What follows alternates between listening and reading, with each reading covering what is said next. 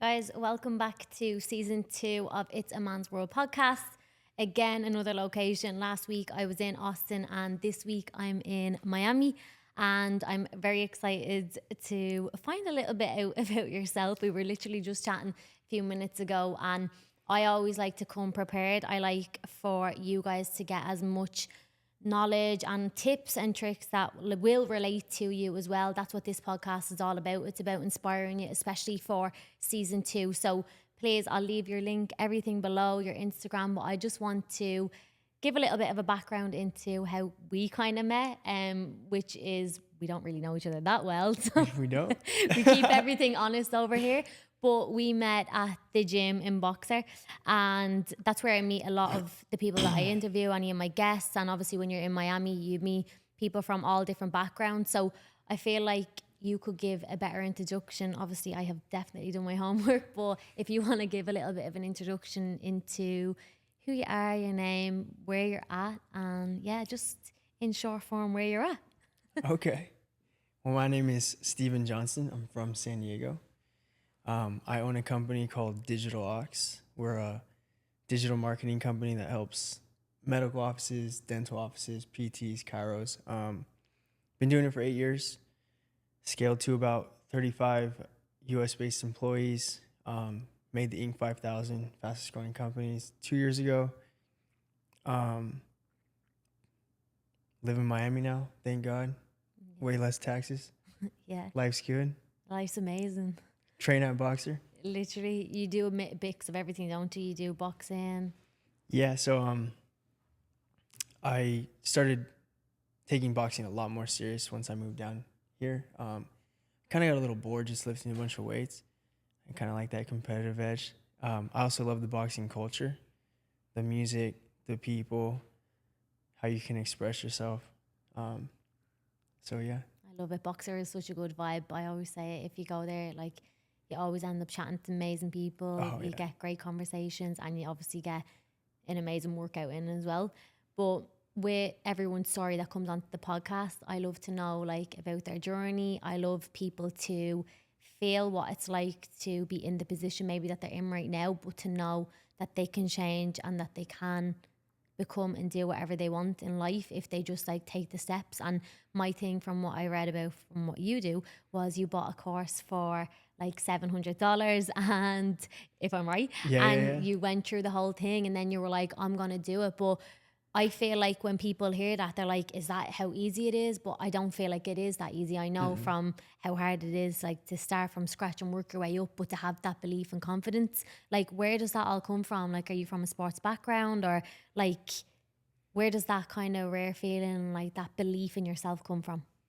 Um, I would say really there was from like a belief aspect, it was more of a like I was in a situation where I knew that if I knew I couldn't be an employee for some reason. Like I got to the point where I was one, and then it got to the point where it wasn't hitting rock bottom, but it was like I know I was capable of so much more. I've Mm-hmm. just always put a lot more emphasis on sports and stuff, but that doesn't make me money. So I was now exploring like I really don't have any skills, even though I went to college and I'm working in the restaurants and stuff. And I know I'm charismatic and I have the ability. I just don't have any skill sets yet. So I think the inspiration just came from the fact that like I was willing to do whatever it took to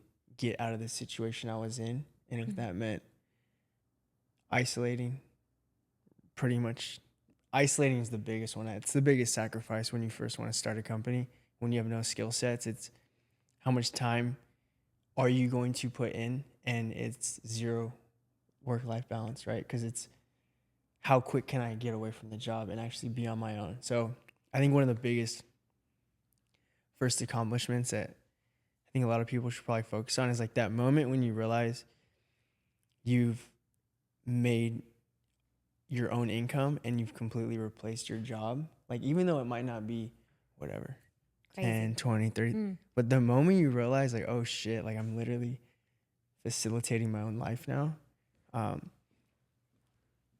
I don't know where I was going with that, but That's when yeah. you know, right? I think it's like that one glimmer of hope, or seeing it and seeing the result come, that you're like, okay, Yeah. I can actually do this now.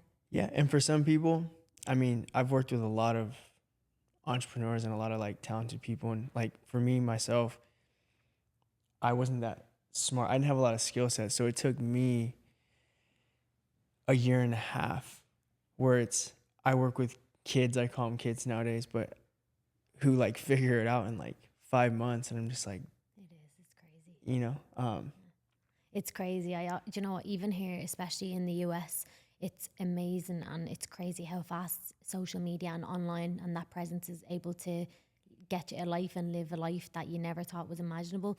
And I think for people, say for example in Ireland, it's quite small, and that was why one of the things why I got out, because I knew I was limited. I knew that like I was capable of so much more, and I wanted to be in that environment where like I was like leveling up. I was listening and looking at different people, and like what you said about isolating, like I have done that a lot of my life, because that's just the way I am. I like to do my own thing. I'm very strong about what I want to do, and if I don't want to do something, I don't do it. But if I'm all in, I'm all in, and if I'm all out, like I won't even bother. Like, and that's just the way I kind of work. But when people are like listening to that and they're like, okay, like when you say rock bottom, when like you wanted to make a change and you signed up for this course and you were like, okay, that's it. You say on your YouTube that like shiny objects and everything isn't something that you strive towards, which is amazing. I think that's very humble, and obviously it says a lot about you that like there's a lot more things that you're grateful for and that you appreciate, and everyone's different. But what is your strive, and what is the want to be successful and to earn more for you? what's the, Like, like, what would why? that be? Like, why do you do it then? Because, like, naturally, like, success, money, growth, a brand, giving service, that's all amazing, because, like, you get that feeling back. But, like, what's the purpose of, like, striving? I'm guessing you strive for targets and numbers and hitting sales calls and whatever your team Mhm. do. But what's the need of it if there is no bigger purpose? Um, I mean, to be honest, everyone's why Yeah. evolves over time. Mm-hmm. So like, Yeah. I'm not gonna lie to anyone. When I was first getting started, it was like, I need to make enough money so I can go to the gym whenever I want, not when work tells me to go. I can order anything on the menu. So if I want to get 2 entrees, I'm getting 2 entrees. Whereas Yeah. before it was like, you can't get that, Yeah. right? And just the ability to kind of have freedom with my schedule, like that was just the start. Like if I could just Have your own time. do and people are like, it's not that crazy, right? But to me, that It is. you gave me that, I was the happiest kid on earth. Yeah. Then you reach that, and then things start to evolve, because I feel like once you accomplish your goals in a pretty quick period of time, for me personally, it now becomes the new baseline that's now normal. Mm-hmm. So I forget what it was in the past. Now this level is like, I'm stuck, Yeah. if that makes I sense. get you. Yeah. Yeah. Right. Because you appreciate, like, when you get that small bit, you're like, right, okay, I want a little bit more. But when you get that, you're like, oh shit, I never even thought that was possible. And obviously, you're at a different level as a high performer. Like, naturally, when you're there, you keep going, because, like, that's a sense of achievement. And also, you can impact and help more people, because you can hire more, you can put more into your business. And is your business like one of your highest values on your list, or is family, or like what's like your values and like your top priorities? Yeah, I'd say top priorities is number one, it is business, because I feel like the business is like my own personal development. It's like it's the biggest challenge in my life by far. Like challenges and problems that in some cases, even now, I haven't even solved some of my problems in like 2 years, where it's like, we're still like, how the hell do we solve this? It's like, so the business is top priority, just based on how much of my bandwidth and thoughts and subconscious, like that, for without a shadow of a doubt, takes up probably 90%, right? obviously next is health, and then relationships and family. But yeah, that's pretty much, it's like, how am I as healthy as possible, feeling as good as possible, the most energy, so I can just pour that directly into the vehicle that is ultimately going to is going to develop the lifestyle that I want. Yeah. But it's okay to be selfish and have these selfish goals, but also what comes along with it is your ability to help others, right? Not only just through money, but through like super valuable lessons. Like, there's a lot of young men and even girls and even family and anyone where, just based on the trials and tribulations that I have gone through, which there's so many more I'm going to go through, where I can kind of shed that gem on them, just based on the fact that, like, I've kind of been there. Yeah, that's why I think you're so relatable as well, because like there's no bullshit. Like I feel like when I speak to you, and like even online, and like even with your YouTube and like your business and your company, like you let people in, but like you show it as it is. It's not you're just doing this to like show off or to show the fancy things. Like you done that your work, and I don't even think people look at that. I feel like you override that because of the person and how humble you are, and like your hard work that you put in. Like you're dedicated. Like I've seen you in the gym, I've seen you online, I've seen what you're doing with your company, I've seen what you do with a lot of the stuff from just watching and kind of doing a little bit of background, and like it's admirable, I'm sure. Do you have a lot of like younger clients, or is it a mix of everyone, like ages wise? So, I mean, our main company, I mean, our clients are really like 40, 50, 60-year-old practice owners and doctors. Yeah. But I also have a small little inner circle type environment where it's specifically for marketing agency development and like consulting, where those are younger Yeah. guys, like Yeah. 21, 25, 30, around that age. But yeah, my main focus is like, we're talking to, doctors and clinic owners like all day, just helping them build marketing strategy and grow their business. Right. Okay. And is that exactly what you do? You're basically helping them online, or like marketing ads? Yeah. Like what is it So exactly? we're a performance marketing agency. So we manage their entire paid media budget, whether it's deployed through Instagram, Facebook, Google, all paid, right? So we help with content as well. And all those leads, if you will, and phone calls, which is the point, is to drive business, that goes to an internal scheduling team, which is a US-based team where we field all the calls and then book all these appointments for our clients. So it's a very like effortless process for them. Right. And then we offer back-end consulting, such as like sales, building their teams, things like that. So it's kind of a growth agency vibe. It's not just like ads, it's like you go in and you go hands on, like you're booking the calls and the leads and everything. Yeah. I haven't heard of that, because normally anyone that we've worked with before, like they step in, but like they show like the stats and the numbers and what's coming back for what you've put in, but they don't actually do the book a call, book a lead for you. Like your team have to do that. Like I train the VA and they train their team in, and like that's how it works. But like doing it for people, that's obviously a lot more hands on. Way more hands-on, Yeah.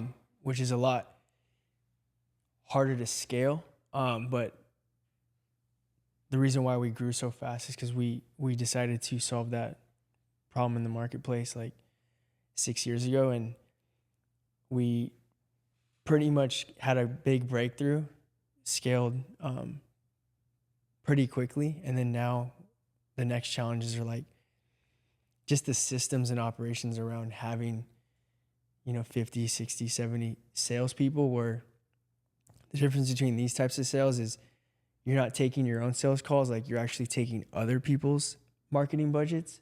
So the responsibility there is like tremendously high. Yeah. And especially if it's on different, like obviously companies, like if it's personal trainers, if it's lower ticket, if it's higher ticket, like then obviously your sales team are obviously very qualified that they can do that and touch on different areas. Because like if you're good at sales with anything, you're good in any area, in my opinion. Yeah. It's the same kind of concept, isn't it? Yeah. Yeah. Pretty much. And like what's your favorite type of client that you like to work with? Like age-wise, company, what do you love? I mean, mine is, I like working with it's basically like dental surgeon, cosmetic type offices. I think the main reason why I like working with them is one, so the impact that they make in the community is crazy. Like when you completely change someone's smile, Yeah. it's like a life-changing event. So it's cool to market that. But then on the back end, the business side, there's a high scalability since, full mouth makeovers and surgeries and stuff can be $20, $30, $40,000. So it's like, I like scalability in business. So when I can see these companies that can really take off in revenue, it's more attractive to me. Yeah, I love that. What's been one of like your hardest or biggest struggles so far? I would say, like, obviously narrowing it down, there's lots along the way, but personally, Personal struggles? yeah, what's been the hardest for you personally? Like, not the team or just for yourself. Like, what do you feel like might take a minute, like, to think about? But like, I know for myself, it's like I don't have guilt with not spending time with a lot of people because I've got a small circle. Like, I do my own thing, and I don't feel guilty for not. My family know when I don't ring or if I'm not, like, they know what I'm doing. I'm just working. But I know there is a lot of people that feel guilty because they feel like they're missing out on a lot. For me, I don't. Like, I'm happy out. People think I'm crazy. They're like, you're living like there by yourself. I'm like, yeah. They're like, who? Like what? All day? I'm like, yeah. Like, I love that. Do you know what I mean? So, Yeah. like, what's one of your biggest personal struggles? Like, I think it's like right along those lines of I think what can happen is you can get to a point where when your income makes life very, very easy, you can almost kind of take the foot off the gas a little bit. complacent. And it's like, to others, it's not like they wouldn't be like, oh, that's complacent, because they're still like, dude, how? To me, it's complacent because I know that I have a lot more in the gas tank. But to the public, it's still like, dude, you're still like insane. But I know I have a lot more to give. And so to me, I have faced kind of just getting to the point where I like look over and I realize like, oh shit, like I've really got to this point. And then you kind of are like, hey, like, are we going to Italy? We traveling? What are we doing? Yeah. And you kind of gotta. To me, I'm okay that I did all that, and I kind of took off the foot off the gas because now I realize I really do like the challenge of like continuing to scale. Like, even though I don't necessarily need anything else, it's more of like I need a little bit of chaos in my life. Yeah. But it's like I need the chaos, but I also like having fun. You can do both. It's this balance that is not that easy. Yeah. For me. For you, I feel like you're super disciplined. You're just like, boom. For me, it's like, yeah, I'm not going to go to that, but low key I want to, but I'm not going to. But it's like, shit. Because you can't find the happy medium in between. Like, you can't go and leave. Because I know if I go, that it's going to set me back. Yeah, and it slows you down. Oh, it's going to slow me down. But do I want to go? Yeah.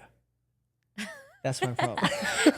Remember when I met you in the gym and we said, and Jade was with me, and I was like, yeah, we're gonna like go out, just like chill. You were like, no, like if I'm going out, like I'm going out. And I was like, right, he's a mad thing. Yeah. So you're in between two. You're you're one or the other. I'm an extremist. Yeah, some people don't think it's good, but it's just how it is. It works for you. I mean, it's worked to what my current results are, but there's still a way to be better. Yeah. I think when people like normal, I always say normal people because like I don't really feel like we're probably normal people. Like we high perform, we live our life every day to a standard that you hold yourself with, like your health, with your food, with what you feed yourself, with what you listen to. We're selective with everything that we do. And that's obviously why you get to a point of where you are. And like for me, and what you're saying there from like the hot, like you're one or the other. Are you hot or cold? Like, are you happy or are you sad? What are you like with your emotions? Yeah. I mean, emotions. I mean, I can only like to me. I never even speak on them or ever even talk about them. To be honest, unless someone is specifically telling me that I'm emotionless, and then we start talking about my emotions, and I realize, wait, like, what do you mean? Like, so We're going to twist the whole podcast around now. yeah, emotions. So you're not in touch with yourself, like, but do you meditate? Like, do you do a lot of breath work? Like, do you journal or no? So I would say I journal when I need to journal. I visualize when I need to visualize. Like, there's moments where it's not like something where it's like I wake up, I have to journal, I have to visualize, I have to do this, I have to do this. It's more like when I'm in a groove and I'm confident as shit, I'm just working and staying on the gas on the actual work as much as possible. And then life might happen, I might get slightly off the path. And when I realize that, I'm like, I don't feel right. Boom, I get right back to like a journal that probably wasn't written in for 2 weeks, 3 weeks, right? Right. Yeah. And I'll just get myself right again. Yeah. Little notes on my phone, just visualize like where we're going, just be like, yeah, this is going down. And then I might not need to do that again for like 2 weeks, 3 weeks, 4 weeks. Okay, so you lean on it when you need it. Yeah, whenever I'm off path, I know how to get myself back on. Yeah, and does that throw you off a little bit when you feel? Because I know for me, like if I'm out of like routine or if I'm traveling for too long or whatever, like I get to a point where I'm just like, oh my God, like I need to get back. Like I need to be like locked in. Like I enjoy that. And like if I go on a holiday or whatever, which I've only done like once this year, like with one of the girls, and like we were going for like, we're going to work and we're going to do all that. It didn't turn out like that. We went to Mexico, by the way. Yeah. And did not happen. No. And I literally was like, oh my God, like I had this feeling in my heart and my chest where I was like, this tightness is not normal. Like I need to get back, because you do have that, your business and what you do is everything. It's your baby. Yeah, I mean, it's your life. You love it. Like I feel like I said this on a podcast last week with Alex. Like passion wins all the time. Like if you love what you do, it never feels like work. Like yeah, of course you come over, challenges come along the way. It is hard. You are tired. There's a lot of stuff that hits you that you don't expect.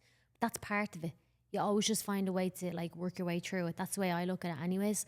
And it's either just a lesson or else a blessing, really. It's either one or the other. But when we're talking on like emotions and what you're saying there, do you feel like if something was to hit you emotion, are you like, oh shit, like I'm not dealing with that will slow me down? Is that why you feel like you don't face your emotions, or what do you think? I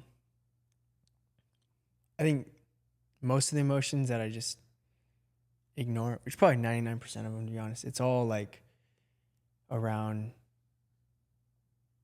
I feel like a lot of our thoughts and subconscious is usually geared around keeping us safe and comfortable. And so those ones are just completely like the goal is to give those zero attention whatsoever, which to some people is like, wait, you should probably think about it a little bit. I'm like, nah, like now obviously if it gets to the point where if I know like, look, I'm super tired and I feel like if I continue going, I might get sick. Like this is where, I don't know if we're talking about those. I'm talking just emotions. All right, I'm strategically like, breaking it down. But like, give me an example of an emotion, like I don't know, like, are you in a relationship?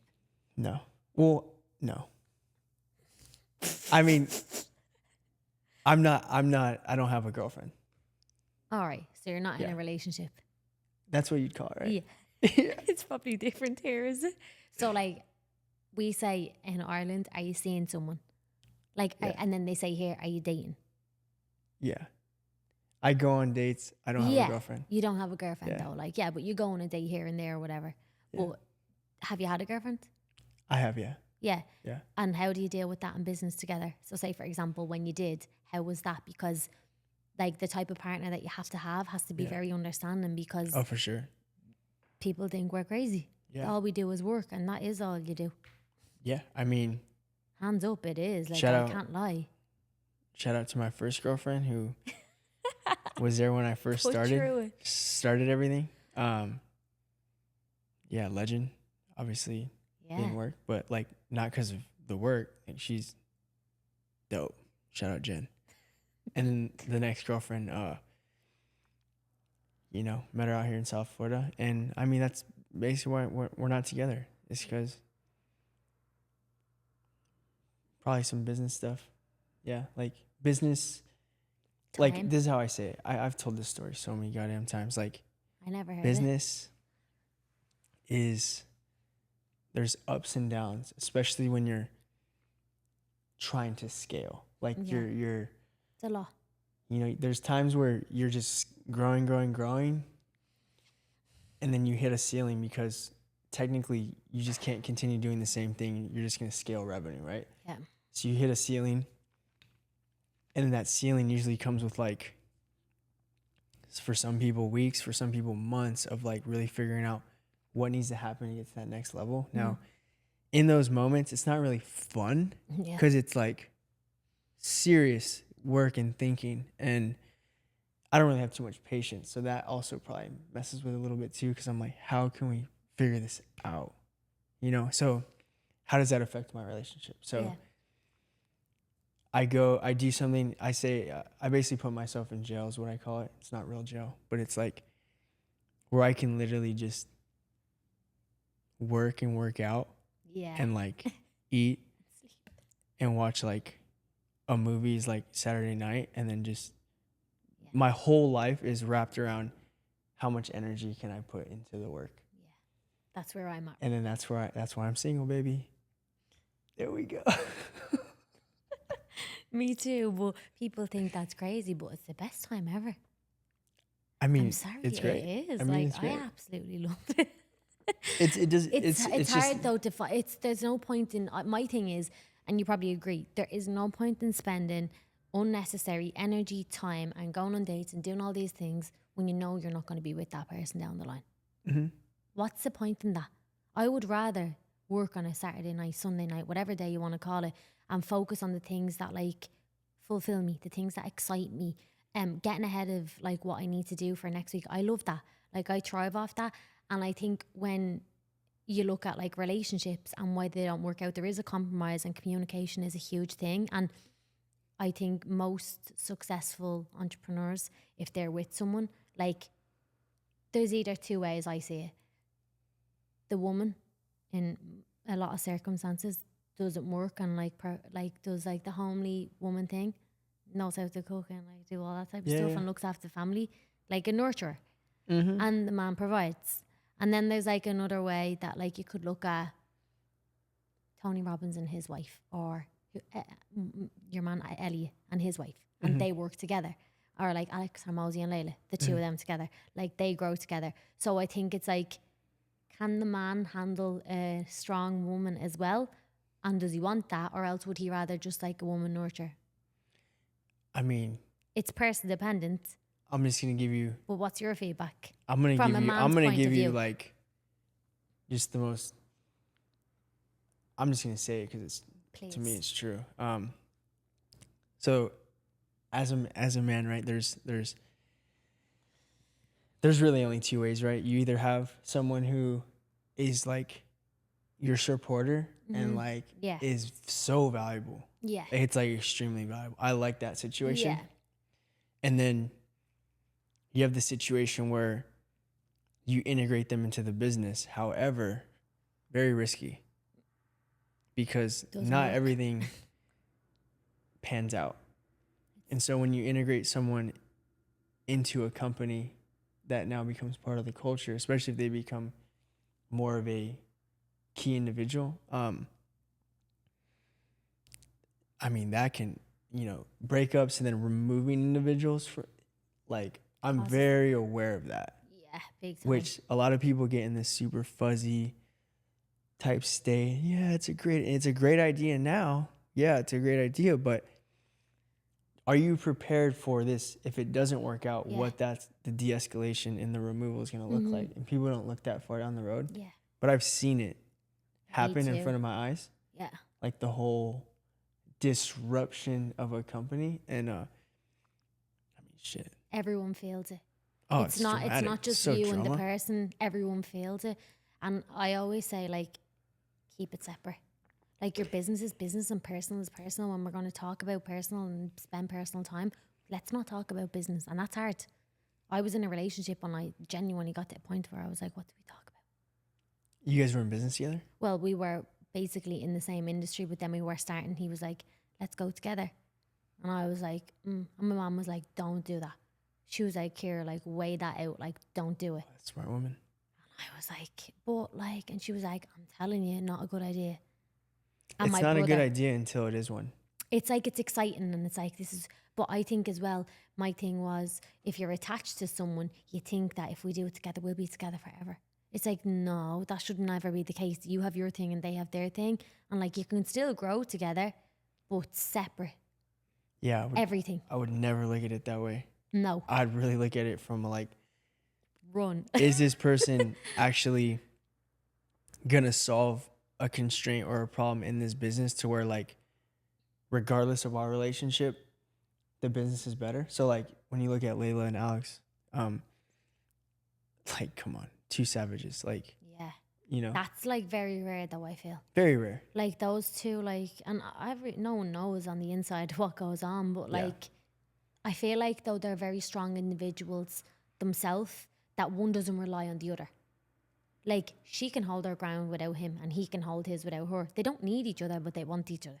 Mm-hmm. Do you get me? And I think that's a big thing when people are together. It's like, for me, obviously we're very touching on relationships here, but like I don't like when someone is like grabbing onto my attention and they're on me too much. I'm like, no, you do your thing.